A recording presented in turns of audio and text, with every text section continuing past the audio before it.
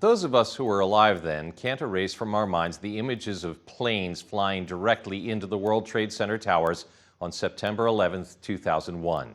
One North Iowa man witnessed the events directly across from the buildings under attack that morning as he worked atop a nearby skyscraper. KIMT News 3's Amy Fleming spoke with the man 20 years later about those unforgettable moments in time, including an eerie encounter with a cab driver that morning. September 11th, 2001 started as just a typical day for Tim Hedrick. He was in New York with his coworkers on business. We walked outside and Todd goes, "It's going to be a beautiful day."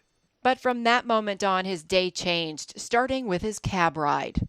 And as we're getting in the cab, we're loading in and he goes, "Where are you going?" And I said, "We need to go to Chelsea Market." And he looks at us and he goes, "Chelsea Market?"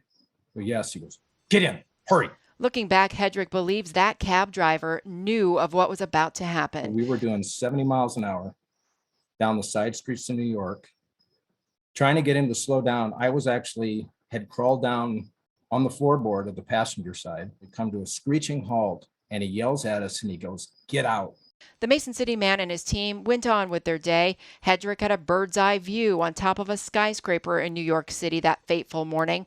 Hedrick owns his own business, traveling the country, working on broadcast satellite equipment and telecommunication systems. That morning, when he looked off to the east, he noticed a jet flying where it shouldn't be flying. So we watched this jet and he barrels right into the tower. And what was really strange is right at the end, he banked into the building. So we knew immediately that it was intentional because he targeted the structure. He watched the second plane come in after that as well, and his crew spent the next several days working still in New York. I walked out of the hotel and I'm standing in Times Square, the main thoroughfare, and I'm the only person in view. There's not a cab, a car, nothing except litter. So I stood in the middle of the street and I thought, this is like being in a science fiction movie. Looking back 20 years ago, Hedrick says, just like so many others, it's a day he will never forget. Just never know, at the wrong place at the wrong time. Could have been worse for us, but it was bad for a lot of people. Amy Fleming, KIMT News 3.